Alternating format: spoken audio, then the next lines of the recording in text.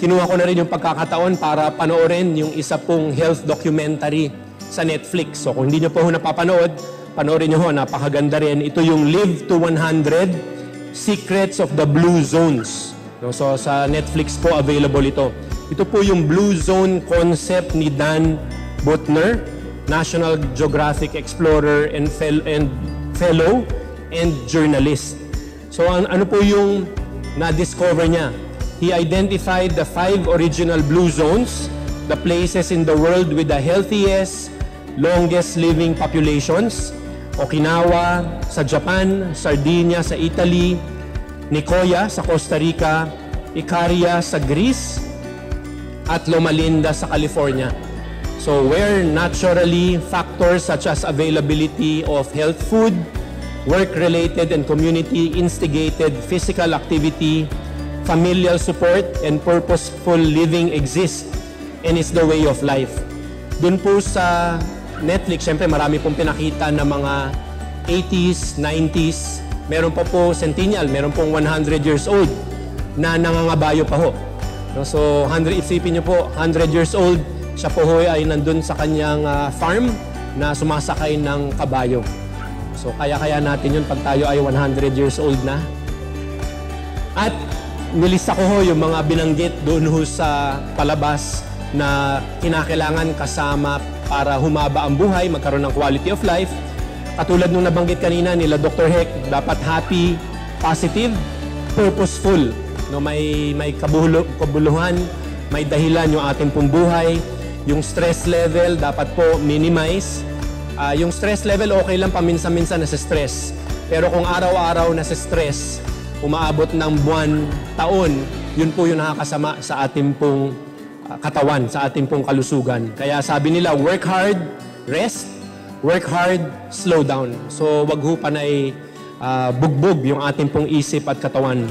Kasama rin po dyan yung daily rituals to fight stress, pagtulog ng tamang oras, syempre pag-enjoy din, pagkakaroon po ng mga happy hour, and then physical activity.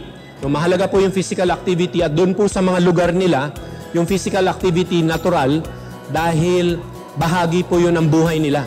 Hindi sila mahilig umupo sa mga lazy boy o yung mga upuan na sobrang komportable. Marami nga ho silang mga bukid, kaya natural na sila po ay pumupunta sa bukid, nagtatanim, umiikot po sa kanilang komunidad. Tapos binanggit din po yung medicinal powers of food. No? May kasabihan nga, huwag nating gawing pagkain yung ating gamot. Gawin nating gamot yung ating pagkain. Dahil kung pipiliin natin yung mga pagkain, nandun po ang lahat ng pangangailangan ng ating pong katawan. At ang isa po sa na-highlight ay yung kamote. No? Yung sweet potato na marami po dito sa ating sa Bagak, sa bayan ng Bagak. Hiningi ko po kay Dr. Osang sa buong lalawigan ng Bataan di Hamak, pinakamalaki ang production ng kamote sa Bagak. Kaya pa-check nga natin, Dr. Osang, kung mas mataas ang life expectancy ng mga taga-Bagak kumpara po sa ibang mga kababayan natin dito po sa lalawigan. At yung family, napakahalaga. They have better care for aging people dahil extended family kasama yung mga magulang, kasama po yung mga lola. Kundi man sa sariling bahay, may incentive sila para itabi yung kanila pong mga magulang, lolo't lola sa kanila pong komunidad.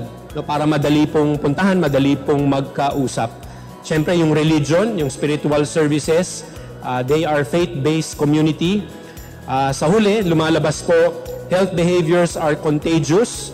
Longevity can be joyous. We can enjoy life by being healthy. We need to nurture relationship, value partnership, value marriage, put family first. And then ito ho, nakikita ho natin, totoo ito, ang panahon, ang komunidad po natin ngayon, ang mundo po natin ngayon, lahat ng pondo ay nakalaan para pag tayo po ay nagkasakit or magkakasakit.